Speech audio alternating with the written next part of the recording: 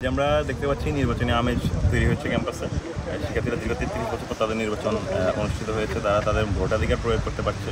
ফ্যাসিবাদী আমলে তারা যেখানে রাতের ভোট এক্সপিরিয়েন্স করেছে, তারা তাদের ভোট কেন্দ্রে যাওয়ার আগেই দেখা গেছে তাদের ভোট দিয়ে দেওয়া হয়েছে। সে জায়গায় শিক্ষার্থীরা নিজের মতটা প্রকাশ করতে পারছে। এটা আসলে খুবই স্বস্তিদায়ক জায়গা।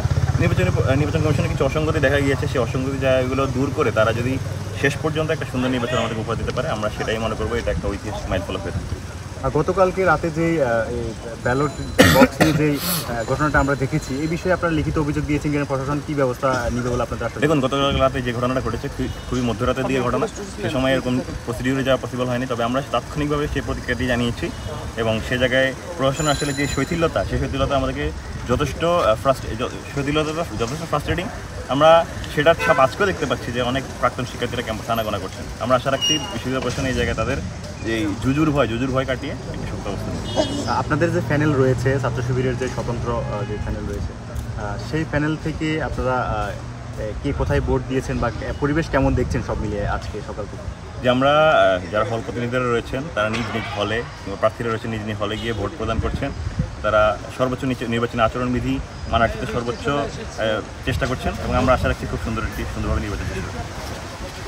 আর সার্বিক পরিস্থিতি কেমন দেখছেন? সার্বিক পরিস্থিতি ইতিবাচক, এখন পর্যন্ত ইতিবাচক। আমরা আশা রাখছি এটা অব্যাহত থাকবে।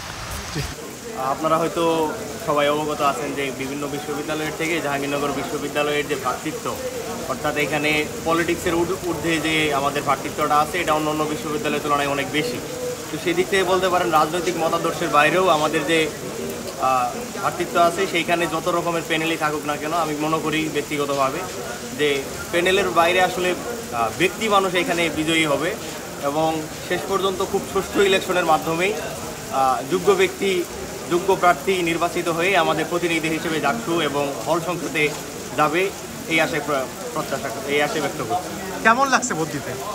আমার ব্যক্তিগত ফিলিং বলতে ৩৩ বছর পর জাকসু এবং হল সংসদে ইলেকশন হচ্ছে, এটার অনুভূতি আসলে একজন ভোটার বা একজন প্রার্থীর সাপোর্টার হিসেবে আমি খুবই আনন্দিত। আমার একটা পরিচয় আছে, আমার প্রধান যে পরিচয়টা এটা আমি হলে হলে আমার শিক্ষাটা আর সেকেন্ড যে পরিচয়টা সেটা হলো আমি হলে ছাত্র দলের প্রেসিডেন্ট। আর হলো আমি যে নির্বাচন থেকে যা বুঝলাম এটা হলো যে আপনারা যে আওয়ামী লীগ আমার শাসন আমল দিচ্ছেন, আমি কিন্তু 2 বছর ভোট দিতে পারি নাই, মানে 2বার আমি ভোট আসবো, কোনো ভোট দিতে পারি নাই। আজকে ফার্স্ট আমি ভোট দিচ্ছি, আমি আসলেই অনেক খুশি। পরিবেশে আমাদের ভোট চলতেছে, মানে সব কিছু ঠিকঠাক। আর হলো আমাদের মানে কোনো সম্ভাবনাই নেই। আর হলো আমি ভোট দিয়ে আসলে অনেক খুশি। আশা করি বাকিটা আপনারা দেখতেছি। এটা আপনার কততম ভোট বা এই বয়সে? এই বয়সে আছি আমার এটা ফার্স্ট ভোট আমার লাইফে। আমার বয়স হলো প্রায় 26। আমি 2বার ভোট দেওয়ার সুযোগ পেয়েছি, তখন ভোট দিতে পারি নাই। মানে 2বার ভোটার ছিলাম আওয়ামী লীগ আমলে, এটাই আমার ফার্স্ট ভোট। এটাই